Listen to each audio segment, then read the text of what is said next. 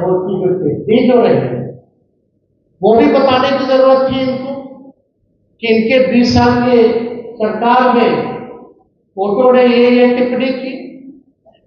ये जंगल राज के बारे में बात करते हैं, और जब जंगल राज का टिप्पणी न्यायालय ने जब किया तो वो कोई लॉ एंड ऑर्डर को लेकर के नहीं किया था, एडमिनिस्ट्रेशन को लेकर के नहीं किया था, बल्कि पटना नगर निगम को लेकर के किया गया था।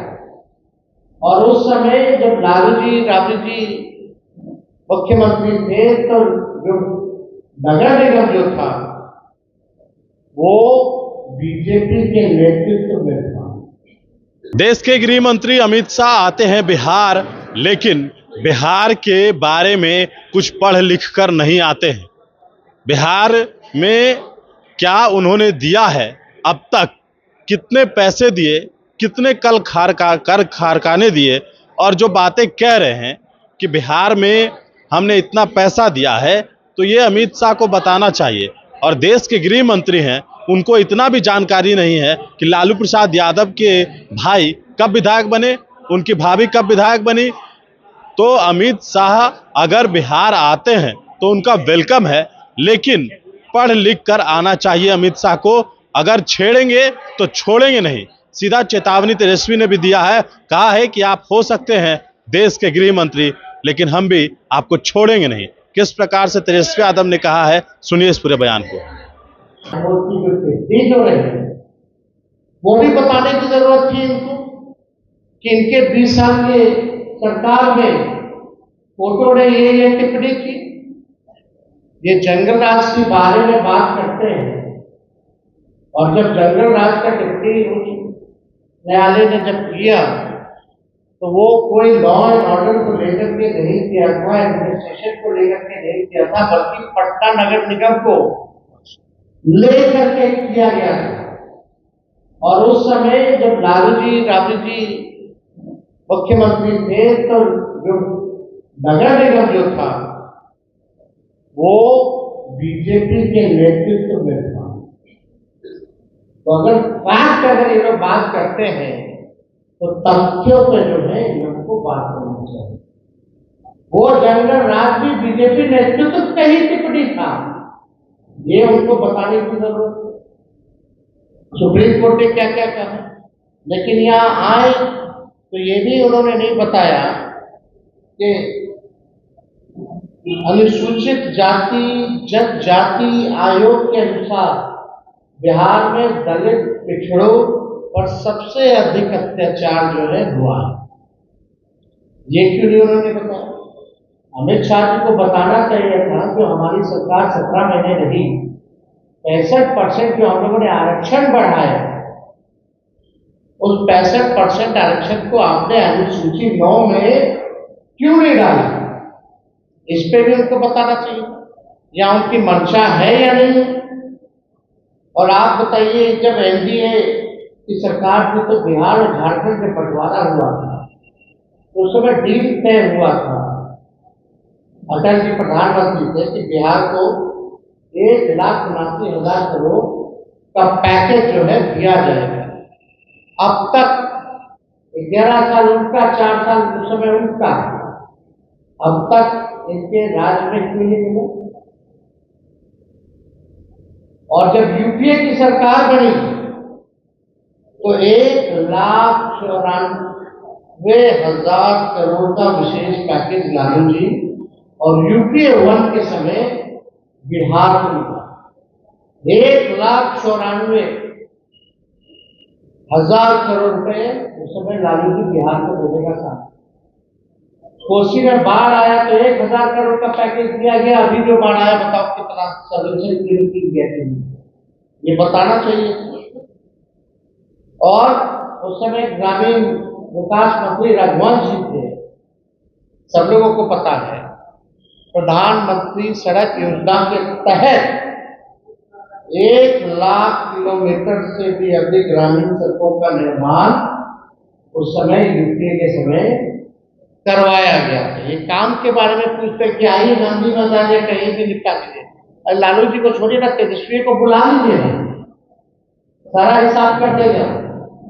एक एक आंकड़ों कहा, एक एक तथ्यों पर जो है तेजस्वी जवाब देने लायक है। आपका झूठ का परिंदा अफवाहबाजी नहीं चलेगा, आंकड़ों पर हम लोग जो है बात करते हैं। ये भी बताना चाहिए, जब यूपी की सरकार थी तो राज्यांश का 10% घटा था, और अब जो है 50-50 से भी ऊपर हो चुका है परसेंटेज में। जो राज्य और केंद्र का जो योजना आता है, पहले राज्यांश को यानी स्टेट का शेयर केवल 10% लगता था, अब जो है इट इज मोर देन 50% और 50%।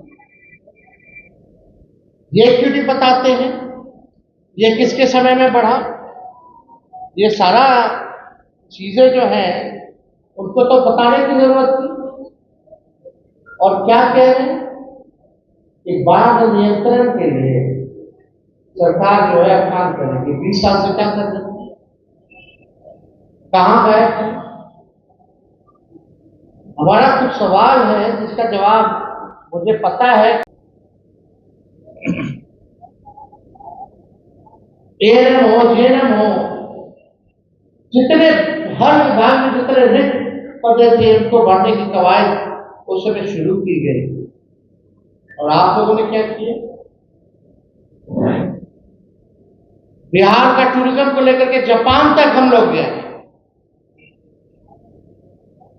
निवेश लाने के लिए 50,000 करोड़ निवेशकों से मिले, बुलाया गया उनको बिहार में पहली बार। लेकिन आप लोग क्या करें? तो देखिए, विकास की अगर बात करें, बिहार की अगर बात करें, तो इन लोगों का केवल बस चुनाव तक ही संबंध बिहार से रहता है। प्रधानमंत्री जी आएंगे और ये बोलते हैं अमित शाह जी जानकी मंदिर बनवाएंगे। वो मंदिर पहले से ही है, उसके सौंदर्यीकरण के लिए 70 से 80 करोड़ रुपए हमने दिया अपने साइन से। वहां जो महोत्सव हुआ था वहां जाकर के ऐलान हमने किया। उसके बाद हम लोग जो है पर्यटन विभाग से हमारी स्वीकृति से वो ये क्या करेगा, फाइल है मंगा लेने, तो हमारे पास तो फाइल है ही है। लेकिन हम लोग तो शपथ भी लेते हैं कि भाई इसको गोपनीय रखता जाएगा जब तक कैबिनेट से ना हो जाए। लेकिन अब तो पब्लिक डोमेन में हो गया है, झूठ बोलेंगे तो कैबिनेट का नोट हम दिखा देंगे, अपना फाइल का सिक्योरिटी का नोट हम दिखा देंगे। हम लोग कोई भी बिना एविडेंस के हम लोग नहीं बोलते। तो हम लोगों ने लगातार जो है इनके बाद जो 20 साल में नहीं किया वो आगे भी ये नहीं करेंगे, केवल ठगेंगे, बिहार के साथ सौतेला व्यवहार करेंगे। पटना विश्वविद्यालय को आज तक केंद्र का यूनिवर्सिटी का दर्जा इन्होंने नहीं दिया, इस पे चर्चा नहीं करेंगे। बताइए, गजब की गृह मंत्री लालू जी के भाई कब बन गए, लालू जी की भाभी कब बन गई एमएलए, भाई कब बन गए? परिवारवाद के बारे में बात की, चिराग पासवान जी के बारे में नहीं बात की, जीतन राम मांझी जी के बारे में बात नहीं की। बिहार में कैबिनेट 50% से ज्यादा परिवारवाद वाला लोग है, उसके बारे में इन्होंने चर्चा नहीं की। अद्भुत है गृह मंत्री। इसलिए जब आज प्रेस कॉन्फ्रेंस की शुरुआत हम कर रहे थे तो हमने बोले बिना तैयारी क्या हो गए, सच तथ्य से कोई और आंकड़ों से कोई लेना देना नहीं है। कितना झूठ बोलेंगे महाराज, अब तो बस कीजिए। कितना लोगों को झूठ बोल करके बरगलाने का कोशिश करेंगे अमित शाह जी। हमको तो बोलना ठीक नहीं लगता है, क्या क्या ये लोग हम लोगों के बारे में बोलते हैं। हम तो केवल मुद्दे की बात कर रहे हैं। आप अगर छेड़िएगा तो हम छोड़ेंगे थोड़ी। होंगे गृह मंत्री बिहार के, देश भर के गृह मंत्री, लेकिन कम से कम एनसीईआरटी का तो आंकड़ा पढ़े। गृह मंत्री का काम क्या है, देश को एक रखना, और अमित शाह जी का काम सब जनरेट करना।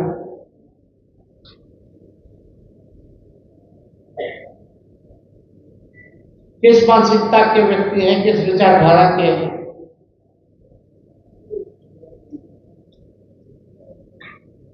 आए बिहार तो थोड़ा स्टडी करके आए, अगली भाषा मोस्ट वेलकम। हम तो अमित शाह जी को कहते हैं निमंत्रण तेजस्वी को दीजिए, बहस करेंगे आपके साथ, तेजस्वी करेगा। एकदम जहां बुलाएगा वहां खड़े रहेंगे और आपसे हम बहस करेंगे, लेकिन सच ही बोलिएगा। अपनी आदत को छोड़िए झूठ बोलना और बिहार के साथ सौतेला व्यवहार करना।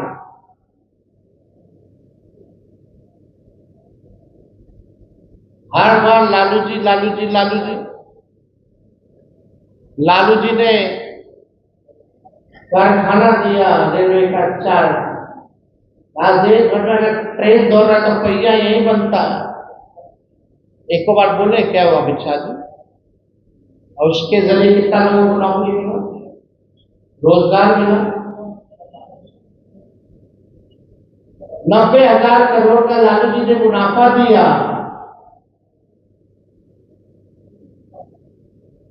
इनके रेल मंत्री हर महीने एक्सीडेंट पटरी से निकल गए थे, बताना चाहिए ना। लालू जी ने हर बजट में किराया बढ़ाया नहीं बल्कि घटाया, मुनाफा मिलेंगे।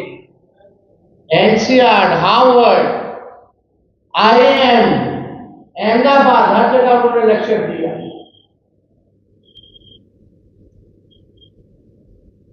और लालू जी विदेश भी गए तो टेलीप्रॉम्प्टर पे नहीं बोले अंग्रेजी,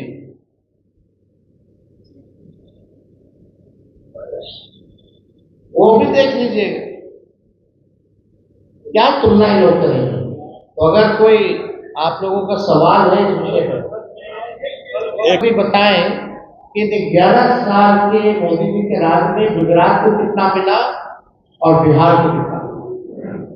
साफ तौर पे एक साधारण सा सवाल है, इतनी बिहार की चिंता है इनको, तो सबसे ज्यादा वोट यहीं से लेके जाते, सबसे ज्यादा MP, दर्जन भर मंत्री बिहार के हैं। ये सौतेला व्यवहार क्यों करते, जरा हिसाब बताएं कि गुजरात को 11 साल में और बिहार को 11 साल में इन्होंने कितना दिया, ये हिसाब। 20 वर्षों में पलायन रोकने के लिए इनकी डबल इंजन की सरकार ने क्या किया, कितने विश्वविद्यालय इन्होंने स्थापित किए, केंद्रीय विद्यालय ही बता दें, विश्वविद्यालय छोड़िए, केंद्रीय विद्यालय बता दें कि बिहार को इन्होंने कितना दिया। युवाओं के लिए नौकरी या रोजगार के लिए क्या किया। हम थे तो 5 लाख को सरकारी नौकरी मिला, नियुक्ति पत्र बढ़ा, 3.5 लाख प्रक्रिया धीर रहे, उसी का कॉपी करके लोग हर जगह नियुक्ति पत्र आने लगे, बांटने लगे। इसके बारे में बता रहे थे कि बिहार के कितने लोगों को नौकरी या रोजगार इन्होंने दिए। विगत 20 वर्ष में एनडीए की सरकार ने, केंद्र सरकार ने बिहार में कितने चीनी मिल जो है वो चालू करा। प्रधानमंत्री कहाँ चीनी चालू मिल शुरू करके वहीं का चीनी का चाय कितना बार पिए, यही बता दें। और जरूर वो पिए होते तो जरूर दिखा के पीते, वो कमरे में तो पीते नहीं ऐसे कामों को। और प्रोपेगेंडा चलता, विज्ञापन छपता, ढोल नगाड़े बजाए गए होते हैं। हो सकता है चाहे वो खुद ही बनाते हैं, खुद ही पीते या लोगों को पिलाते, लेकिन अभी तक कितना चीनी मिल चालू करा करके उसी चीनी का ये चाय ये लोग पिए हैं, ये बताने की जरूरत है। बाढ़ नियंत्रण बचाव के लिए क्या किया जाए, स्पेशल पैकेज दिया है जो फिलहाल जो आया है, जो 20 साल में नहीं किया, उससे क्या उम्मीद की जा सकती। बेरोजगारी, पलायन, गरीबी में नीति आयोग की रिपोर्ट में बिहार जो है सबसे अव्वल राज्य में, बेरोजगारी में, गरीबी में, पलायन में। इसमें एक बारे में भी इस बारे में कोई चर्चा जो है इन्होंने नहीं की। नीति आयोग का जो विकास का सूचकांक है, बिहार सबसे फिसली है। आप देखिए प्रति व्यक्ति आय, प्रति व्यक्ति निवेश, किसानों का आय, हर चीज में बिहार जो है पिछड़ी है। हमने विधानसभा में मैं पूछा कि नीतीश जी अगर विकास पुरुष है तो 20 सालों में ये बीजेपी की डबल इंजन की सरकार ने एक काम ऐसा बता दो जिसमें बिहार नंबर 1 है। एक काम बता दे जिसमें बिहार नंबर 1 है। कितने इन्होंने डबल इंजन की सरकारों ने उद्योग धंधे या निवेश लाए? हम लोग से तो 50,000 करोड़ का 17 महीने में हम लोगों ने निवेश लाया। उसी कैबिनेट में 17 महीने में रीगा चीनी मिल की शुरुआत कैबिनेट के अंदर जो है पास हम लोग करवा। ये हम लोगों से पूछते हैं कि क्या किया लालू जी ने, क्या किया? अरे 17 महीने का हम ही बता देते हैं। आईटी पॉलिसी हम लोगों ने बनाया, टूरिज्म पॉलिसी हम लोगों ने बनाया, स्पोर्ट्स पॉलिसी हम लोगों ने बनाया, 5 लाख को नौकरी, 3.5 लाख नौकरी प्रक्रिया थी। आपका